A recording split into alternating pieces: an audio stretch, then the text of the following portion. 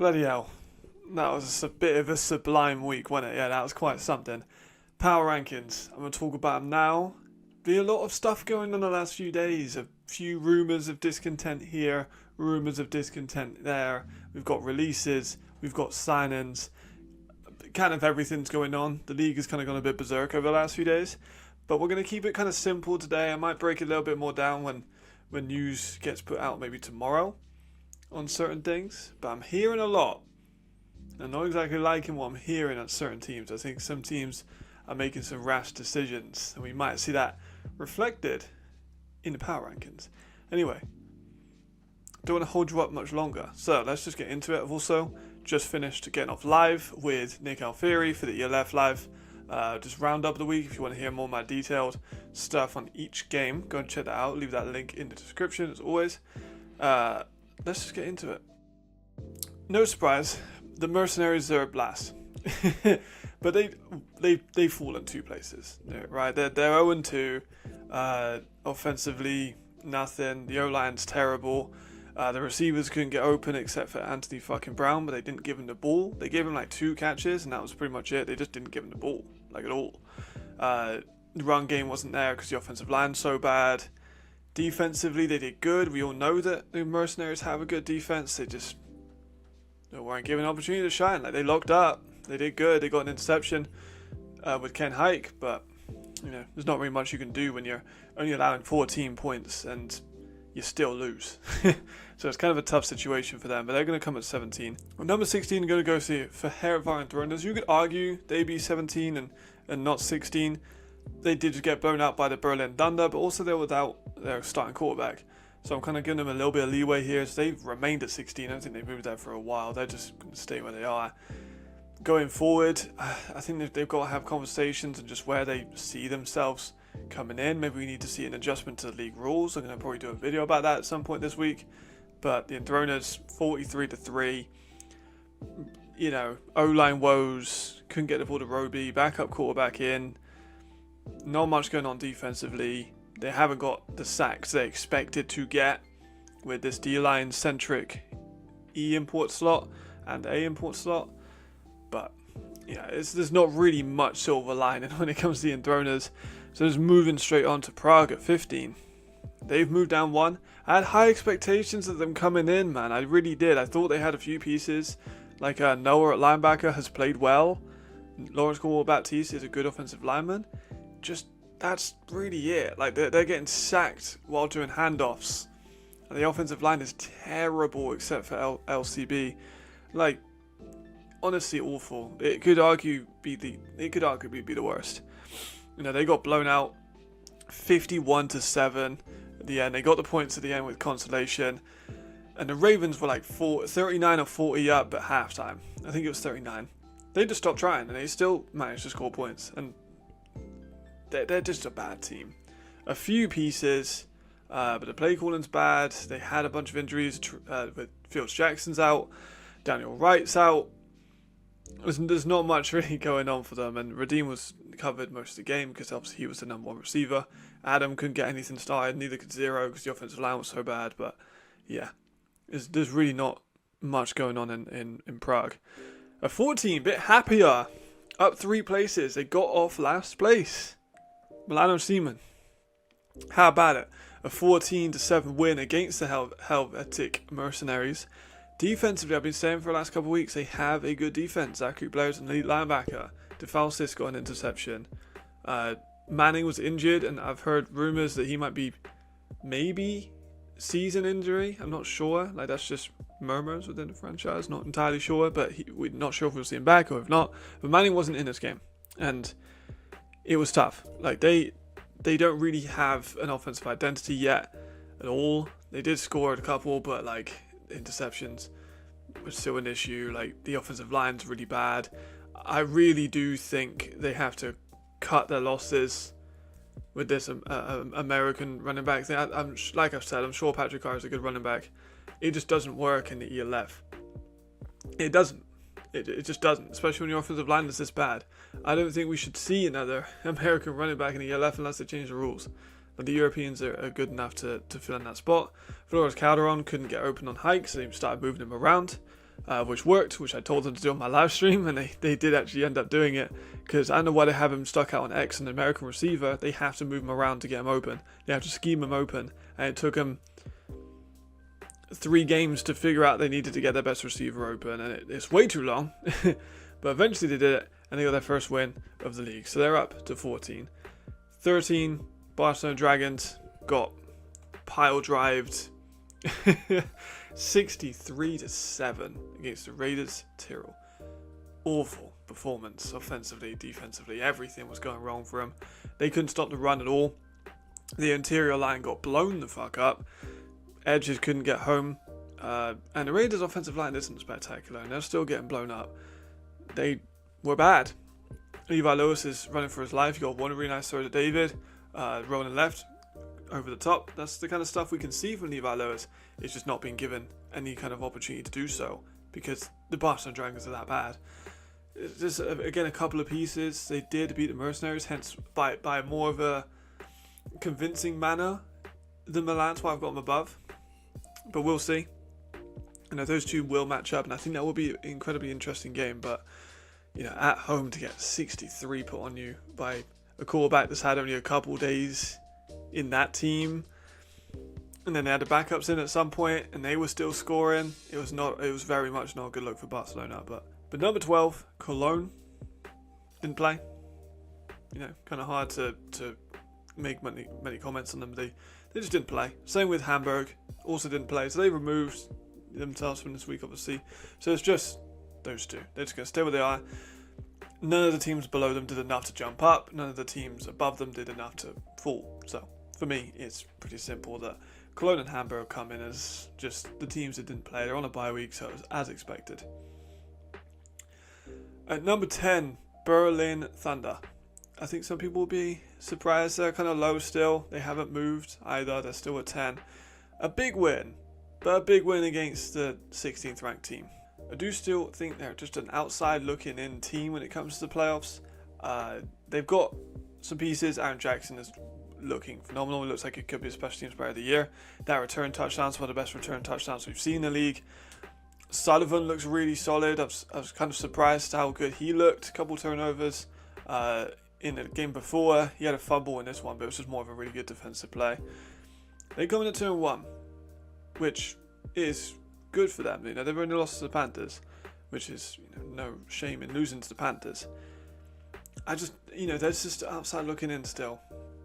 They took a while to get going against the Enthroners, and then the Enthroners had a backup quarterback in, so they didn't show enough for me to move up, but they also didn't go down anywhere. They're still a top 10 team, just outside looking in, as I said. At number 9, falling one spot, the Raiders Tyrrell.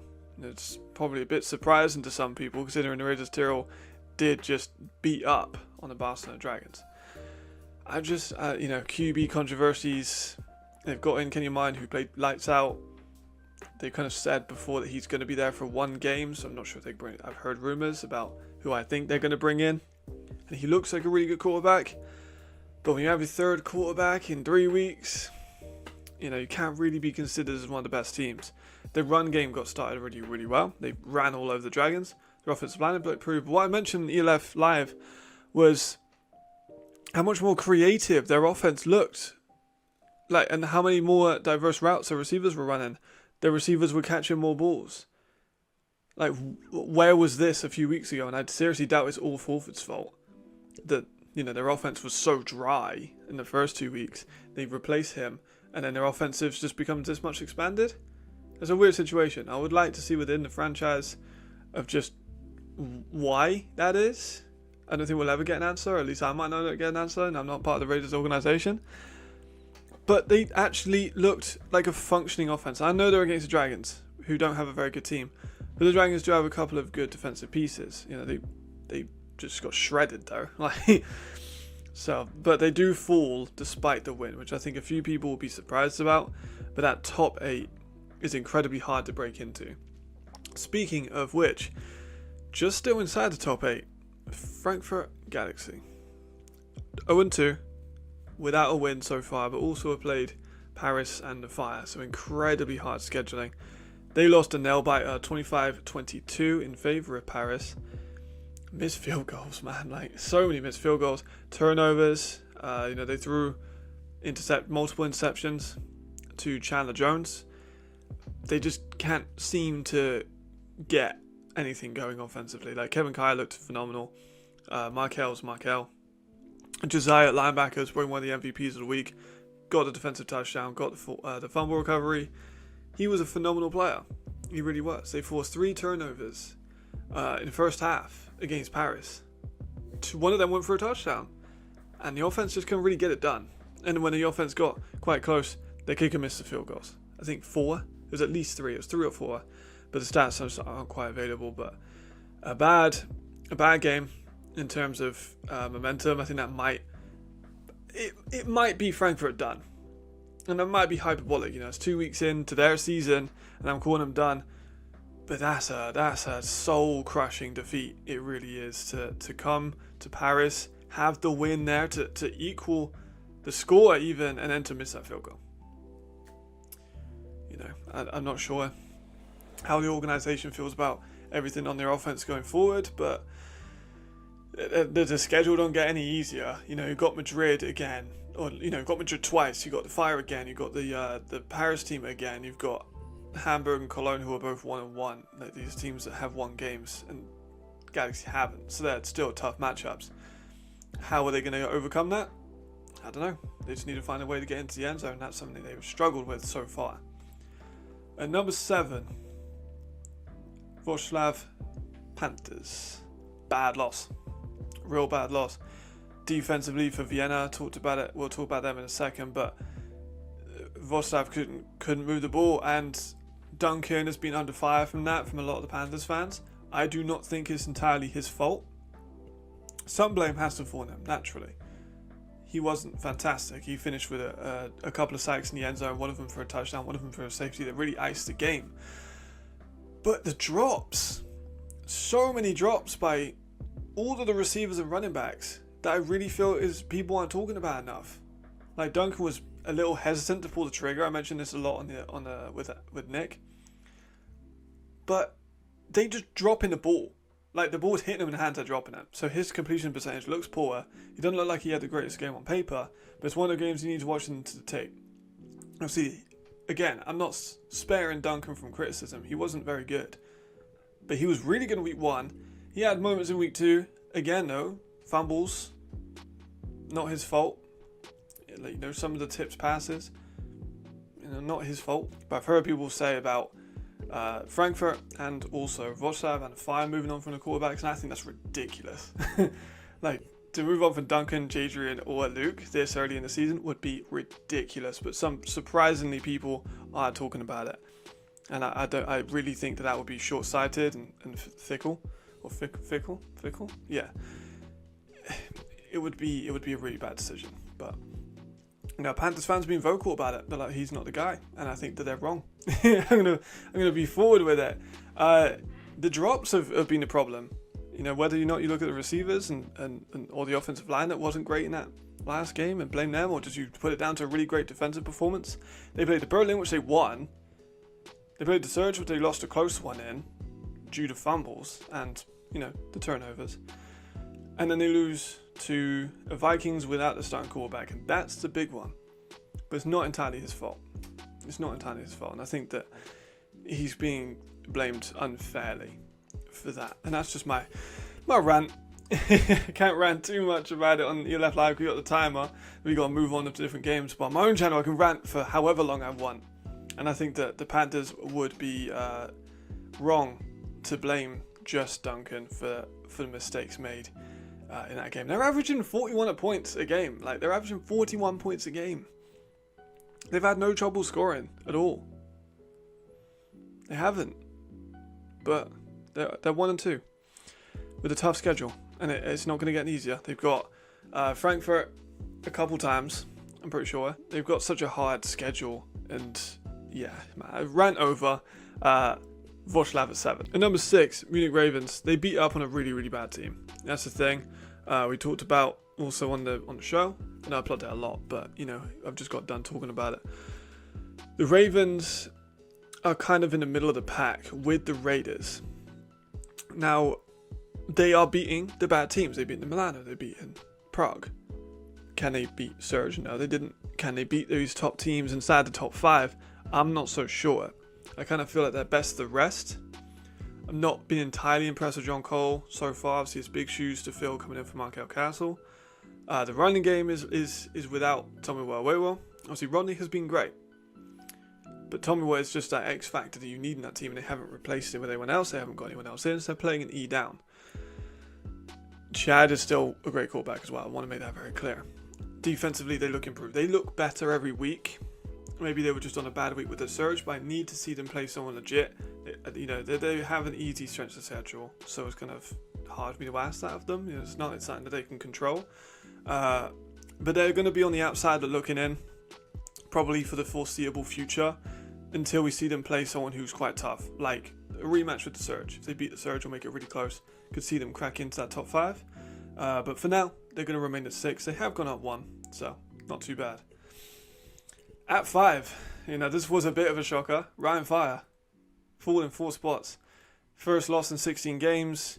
Nick Alfieri made a great point. They tied the longest winning streak in ELF history with 16 with the Vienna Vikings. Big loss, man. 22-10. Helbig went down.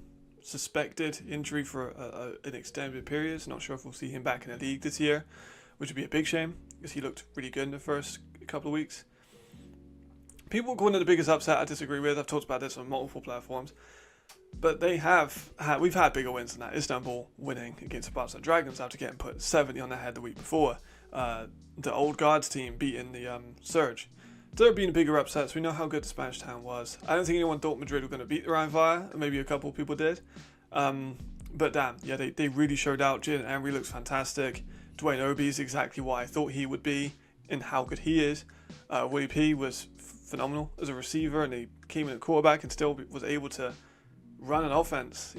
Incredibly impressive by Patterson in a bit of a revenge game for him, I know, being a former Fire player.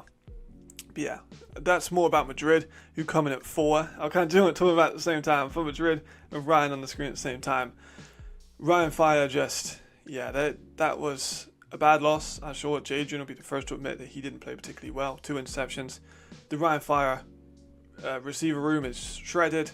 They couldn't exactly get Glenn moving on the offensive line. The defense had really good penetration for Madrid, as well as the offensive line for Madrid did really well in pushing the really strong defensive line of Fire. It was an interesting dynamic how the interior line of Madrid played so well, and I didn't expect that as part of my evaluation report on them. But they move up 5 places, probably the biggest rise we'll ever see.